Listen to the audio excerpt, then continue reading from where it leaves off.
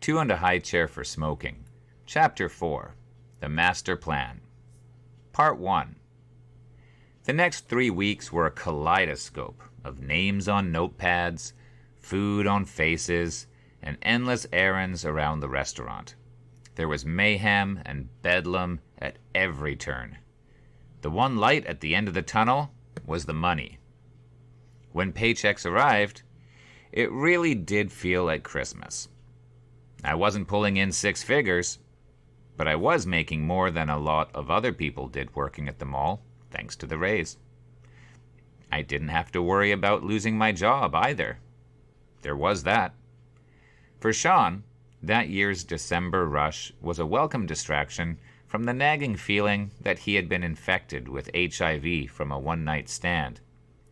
Sonia's mother came into the music store just before closing one night to inform Sean that pregnancy had been taken care of.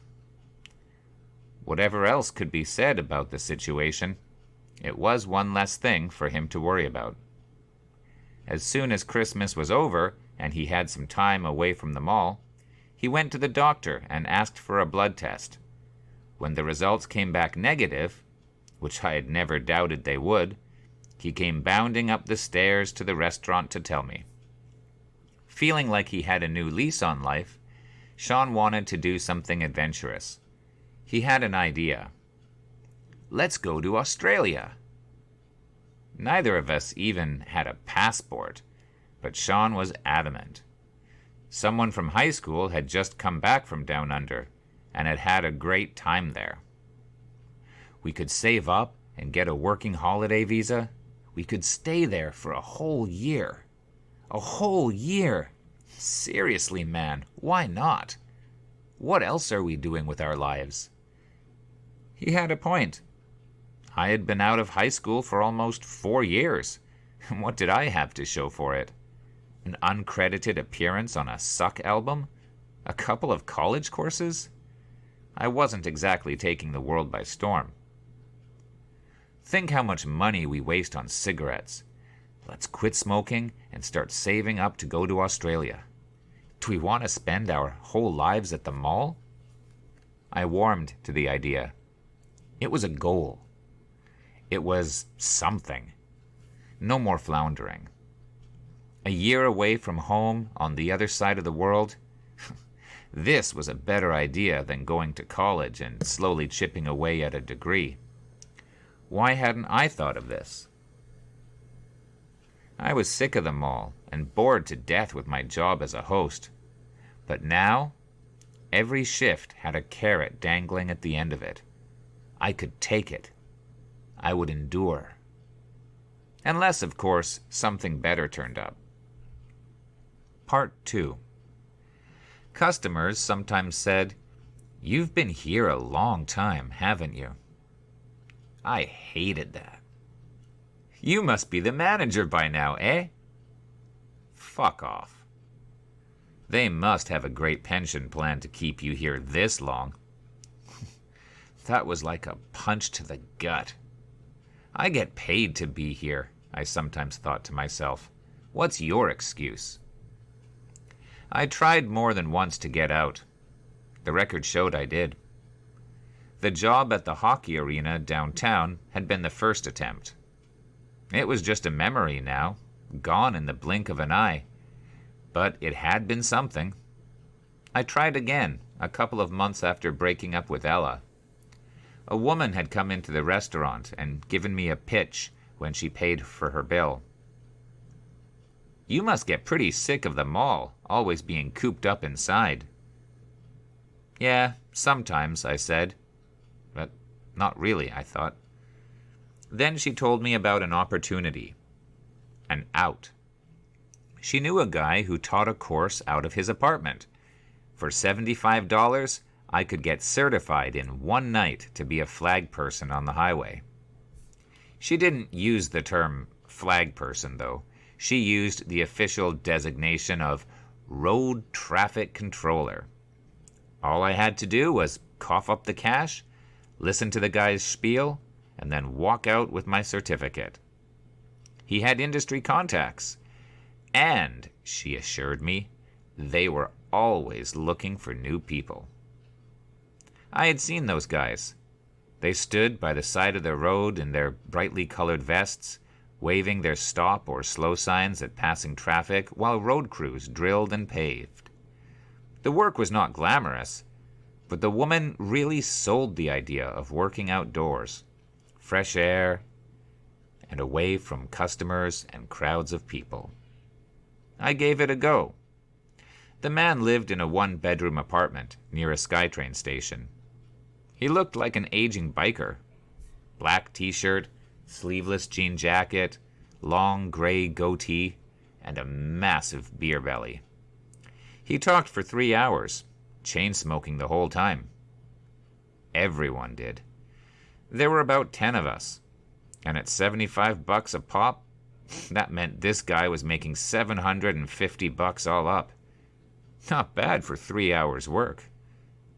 At one point, he got angry and started yelling at a middle-aged woman with feathered hair for not taking the class seriously. "You'll die out there if you don't listen to me," he barked and kicked a traffic cone across the apartment. "You think this will save you when a Toyota hits you going 80? The woman started crying. She put her cigarettes in her purse, gathered up her things, and left the apartment, sobbing. No one else said a word the whole time. The man lit another cigarette and started his lecture again. To break the tension, he mentioned there was a pub nearby that sold a damn tasty shepherd's pie at a reasonable price. By the time I left, I knew it wasn't for me. I would need a car to get wherever the road crew was working on a particular day. I didn't have the money for that. Working outside in all weather conditions would suck too, especially in the winter. Damn. And I was out $75. A few months after Sean and I hatched the plan to go to Australia, I signed up for a janitorial course. It was his idea. Twice a week for 3 months, we went back to our old high school in the evening and sat in a small classroom with a dozen oddballs, learning the ins and outs of cleaning buildings. There was a tough guy from a small town up north that had a fierce temper. Another man was cross-eyed and spent his free time racing pigeons. One guy had trouble reading. A few weeks into the course, we had a textbook test.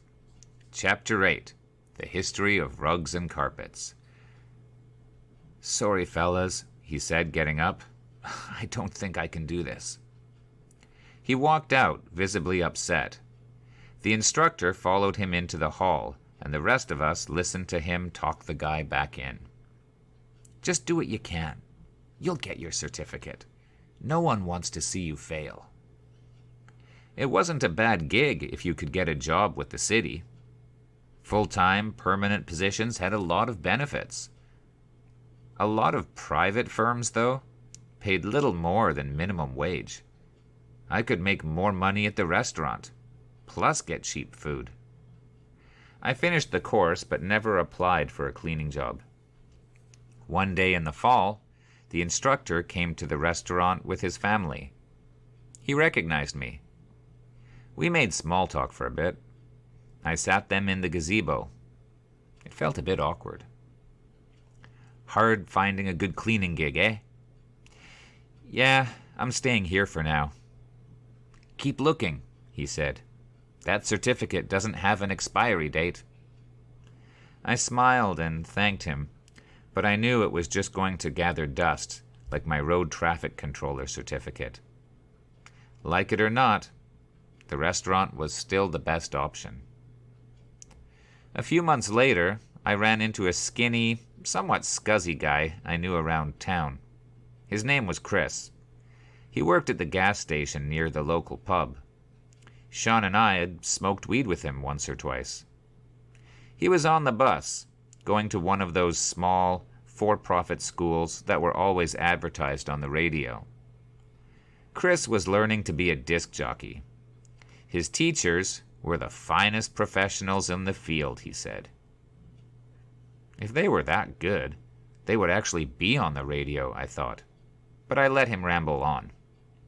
He was really jazzed about the program. "You should come with me and talk to the coordinator. He's really cool, man. Listen to him. Shit, you might even sign up." I decided to go with him. What did I have to lose? The coordinator was slick. His office had pictures on the wall of graduates that had gone on to become big names in the industry. There was a hefty price tag attached to the program, but that was no problem, he assured me. Hell, he had helped me fill out the student loan forms himself. They were all about the students at this school, he purred. I didn't sign up. Months later, I ran into Chris one last time. He had just graduated, he said. Damn near the top of his class. He had scored a job as well, at a radio station somewhere deep in the interior of the province. A community called Horsefly. "This is going to be the start of big things," he said. I never saw him again, but that was no big loss. Part 3. It was another busy Saturday afternoon. One of those days. I walked back and forth along the rail, seating customers, bringing drinks, cleaning tables, and settling bills. I knew most of the faces. The Carltons, with Porsche in tow. The wife looked sad, but smiled when she looked at me. Richard Price, the Pepsi delivery man with an attitude, was waiting with 2 friends. Alex DuPont, identifiable by his bomber jacket and leopard print scarf, sat off to the side, legs crossed. The old woman with the gap between her teeth was waiting with her husband. An old couple with American accents came up to pay. "Would you mind if we took our placemats home? They have such nice words." "Sure. Or, if you like, we sell laminated copies too." "Really? That's even better. I really wish we had a restaurant like this back home. It's so nice. We should put these on our dining room table." Was I really having this conversation? Was this me? I wasn't sure. One day I'll snap, I thought. I'll finally go crazy, tear off my clothes and run naked through the restaurant, screaming. I'll just go postal, and that'll be how it all ends. The thought put me in a jaunty mood. I took the Dick and his goons to the smoking section. We passed table 18 on the rail. Lately, the border between smoking and non-smoking had been tense. Smoke kept blowing over into the non-smoking section, and people complained frequently. "Could we get a table that's farther away? The smell of smoke is really bothering us." "No, just shut up and eat. I don't give a fuck if the smoke is bothering you." I didn't say that, did I? No, that was just in my mind. Surely. To keep myself sane, I tuned out a lot of the noise around me. In its place, I created scenarios in my head for entertainment. Barry and Sue from mall administration came up the stairs. 2 for smoking. Whenever they showed up, I imagined myself sliding open the drawer under the cash register and removing a large megaphone.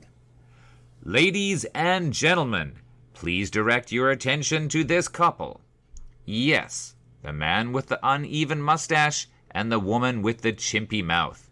They are the reason that we don't have an elevator. Don't blame me. These 2 run the place." Pause. "Fire at will." Their smiles would be replaced by expressions of sheer terror as throngs of old people brandishing canes and walkers surrounded them, closing in like zombies, arms outstretched. It shouldn't be more than 10 minutes, I said, smiling. Table 39 from upstairs came up to pay. We'll pay by Visa. I pulled out the imprinter, a clunky manual device, and put their card in the middle. Next came the carbon paper form. I slid the handle back and forth, clunk clunk, and then handed the form to the man. He added a tip, put in a new total, and then signed it. I tore off the top copy and handed it to him. Here's your receipt, sir. I'm surprised you haven't switched over to digital machines yet, said the man. He nodded toward the shiny new machine beside the cash register. You have that. It only takes debit cards now, I said. I'm sure we'll be doing credit cards with them soon, though. A lot of places already are. Pretty soon I'll be asking if you still accept cash. The man laughed. Such humor, I thought, and from one so old. It was amazing. I left the front and went upstairs to clean their table. A young man came down the stairs from the bathroom. I think you'd better take a look in the men's bathroom. Someone left a mess. Oh, great. Thankfully, it was not my problem. I went to the dish pit. I could see Sylvia slowly spraying some dishes and adding them to a dish rack. Sylvia, someone left a mess in the men's shitter. She turned to look at me, and I saw what my face must have looked like that day when the garbage bag split open and covered the floor with filth. It seemed like another lifetime. I felt a pang of sympathy, but only for a minute. I had to go. On my way back to the front, some rancid scumbag wearing wraparound sunglasses and an undershirt called me over to complain about his food. Who wears sunglasses in the mall? This guy. His wife-beater was accessorized with a gold necklace. I knew his type. This chicken strip burger is horrible, dude. There's no way I'm gonna pay for this. He smelled. It was a powerful stench, like leftover fried onions. I couldn't think of anything to say besides, talk to your server. The buck had been passed. I walked away. Part 4. Sophia was a nice girl, but her boyfriend was an asshole. She had met Laurie a year or two before, when their respective boyfriends had nearly gotten into a fight outside a bar one night. They became fast friends, and Laurie put in a good word for Sophia when she applied for a job as a server. Rocco was taller and louder than Craig, had more muscle as well. But if I had to bet on who would win in a fight, my money was on Craig. Rocco was cocky and mean, but he didn't have the stoic endurance I imagined Craig had. I could picture him taking a lot of punishment, solid punches to the face, but still not going down. Rocco, I thought, would cry if you punched him hard enough. Rocco treated Sophia like shit. He sometimes told her she should consider herself lucky he stayed with her.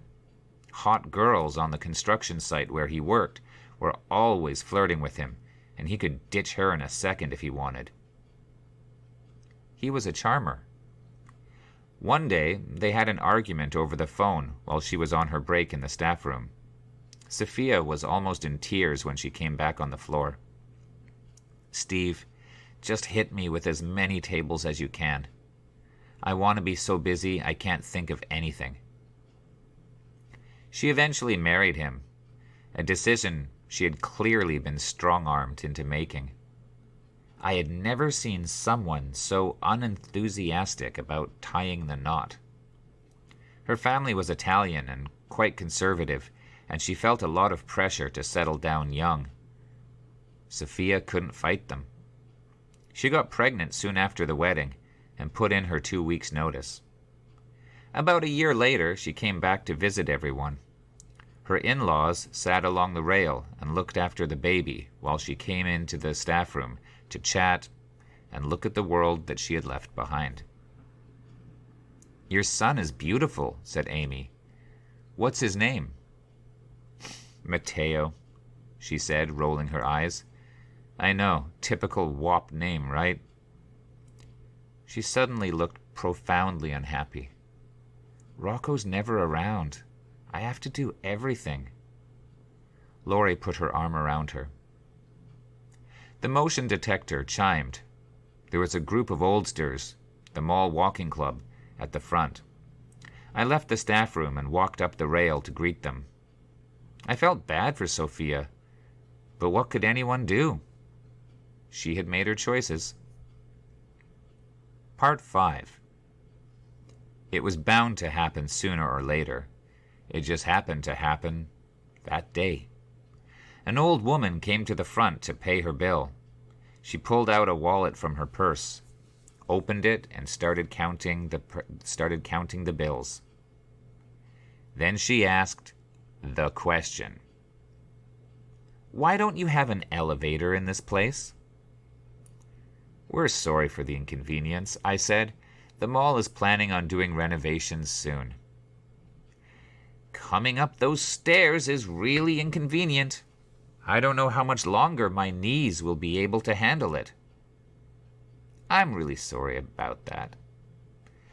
That's all I had to say. I had done my job, given an appropriate response. But then, inexplicably, I continued. "It wasn't supposed to be that way, ma'am. But the man who designed the restaurant was on crack cocaine." The woman's eyes bulged like small balloons suddenly filled with a powerful blast of air. "Really?" She was almost breathless with shock. It was as if almost all the air had gone into her eyeballs. From the front pass bar, I could hear Laurie's voice, slightly alarmed. "Stephen!" "The mall is planning to renovate the mall next year, and they've promised to put in an elevator," I finished. "Well, I should hope so." She looked at me with a mixture of disbelief and concern. "That sort of thing should never happen." I agreed. Part 6. Graham was a dishwasher for a little while. He was someone's cousin and had moved from a small town up north. He was rail thin and pale, with overly large eyes and a voice that could peel paint off a wall. He liked to hang out by himself and drink beer in his rented basement suite because he had no friends in town. "I got plastered last night," he would tell the assembled in the staff room. He liked getting plastered. It made him happy. Graham worked full-time in the dish pit and hated every minute of it. The humidity made him sweat. Dishes frequently slipped from his fingers and shattered on the floor, and the smell of cleaning chemicals brought him to the edge of psychosis. I had some sympathy for him. One day, he saw an ad for a job, a traveling sales position. The company was looking for highly motivated individuals to join their award-winning team. It sounded like a great adventure. They would send the lucky candidate with a partner across the country, visiting shopping malls and selling highly sought-after merchandise. Vials of crack, perhaps. He got the job. The clouds above his head parted, and a choir of angels sang. Graham was ecstatic, and he wanted the whole world to know it. He even shared the secret of his success. "They asked me in the interview if I considered myself a leader or a follower, and I told them right away, I'm a follower."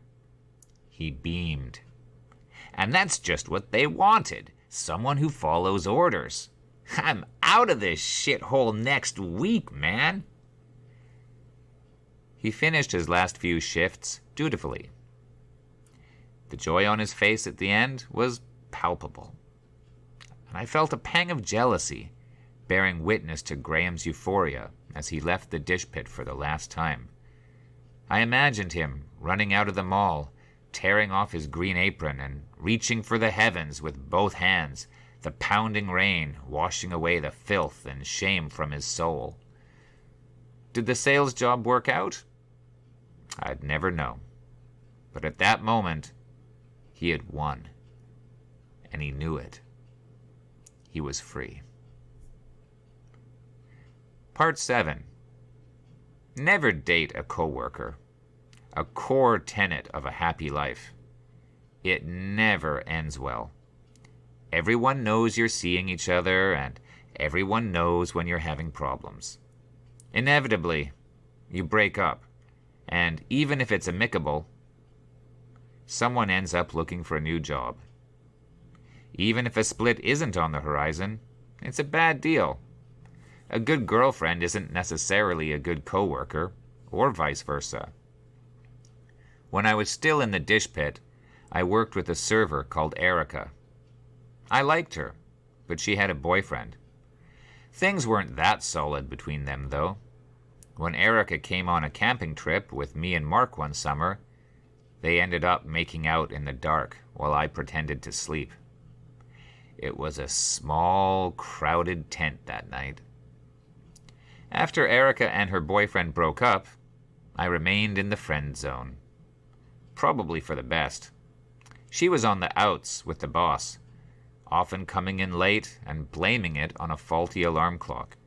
They had shouting matches in the office, and more than once she came out in tears. I consoled her, but in the back of my mind, I couldn't help but think she really needed a new alarm clock. Eventually, Erica quit and got a job downtown. She got pregnant not long after. Some guy who came and went, but I had lost touch with her by that time, and I didn't hear about it until a couple of years later. A server named Shannon bumped into her at the bus stop one day. Erica had recently moved into her neighborhood. They became friends, and Erica came to the restaurant a couple of times. The old attraction was still there, and this time it was mutual. She wasn't a coworker anymore, but she did have a 16-month-old son. That complicated things. However, she was single, she was interested, and best of all, she had her own place. The price was right. We started seeing each other. I kept our relationship a secret at work. Was it because some servers remembered Erica and didn't like her? Or was it because she was a single mother on welfare? Yeah, that might have been it. I refused to admit that to myself, though. Anyway, we were having a good time. The three of us were on the bus one day when an old couple, regulars from the restaurant, saw us. The old woman's eyes widened with surprise. "I didn't know you were a married man with a child," she said. "I'm not," I blurted out, not quite aware that Erica probably heard those words differently than I had intended them. Erica was not looking for a good time. She wanted stability, a long-term commitment, the kind that wore a ring. I couldn't see that far. Besides, I thought, I was going to Australia. She knew that. I slept at her place so often that I kept extra changes of clothes in her closet. I even left my guitar there. Her son started calling me Daddy. Little by little, I realized that this was not make-believe. She wasn't pretending. Erica wanted us to be a family, and she wanted it to be official.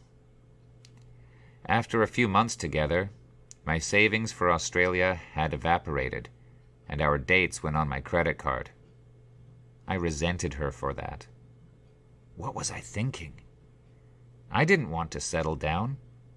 I wanted to go on the road, travel, have new experiences, meet people, and do things. I wasn't ready. Perhaps would never be ready. We broke up, and I went over to her place one last time to get my clothes and guitar. The mood was awkward and cold. Walking to the bus stop afterward, I tried to put things in perspective. How should I look at our relationship? Then the thought occurred to me. I was fool's gold. She had thought that I was the one, but she was mistaken. I took a week off work and went to an island off the coast for a few days, my first solo trip. I hitchhiked around and met other backpackers, young Europeans mostly. It was fun. One night, the owner of the youth hostel had a barbecue party. After dinner, we all sat around a small fire, drank, and talked.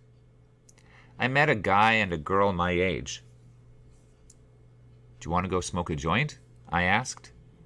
They said yes, so we left the others and went into the woods. The guy, who had been vocally against weed until the moment I offered to smoke him up, asked us if we wanted to hear a crazy story. Sure, why not? Well, you know how in the Bible it says the devil will come to earth at the end of the world? And there's a line, I think it's, "You will know him by his number," right? And the number of the beast is 666, right? Well, what's the World Wide Web? WWW. And if you think, back then, they used Roman numerals. So the number 6 would be written VI, right? So what does that spell out? Well, do that 3 times and connect them. WWW spells out 666. Now, I'm not religious, but isn't that crazy? I thought it was a stinking pile of shit, but didn't want to spoil the mood. It was a clear night, the stars were out, and everything was all right. I stayed quiet. The girl talked about her favorite book, On the Road by Jack Kerouac. The main character's name is Saul Paradise. It kind of sounds like It's All Paradise to me. It's all paradise. I smiled in the dark and passed the joint. I knew the book. I wasn't hitchhiking around the country like Sal Paradise, but trekking around the island on my own had made me think that I too, in my own little way, was on the road. Yeah, like that was how he looked at life, on the road, seeing everyone live their lives, all the ups and downs, you know, the beauty of the world. It's all paradise. Saul Paradise. I had never thought of it like that. I saw Erica in the food court with her son one afternoon near the end of summer. I half expected to feel some sense of regret or loss as I looked down over the rail. I had told her many times that I loved her, but now that it was over, I didn't feel the urge to talk to her. I felt nothing. I couldn't look at her without thinking that our breakup was the best thing for both of us. The best thing for me. I had dodged a bullet. I was free. I was fool's gold.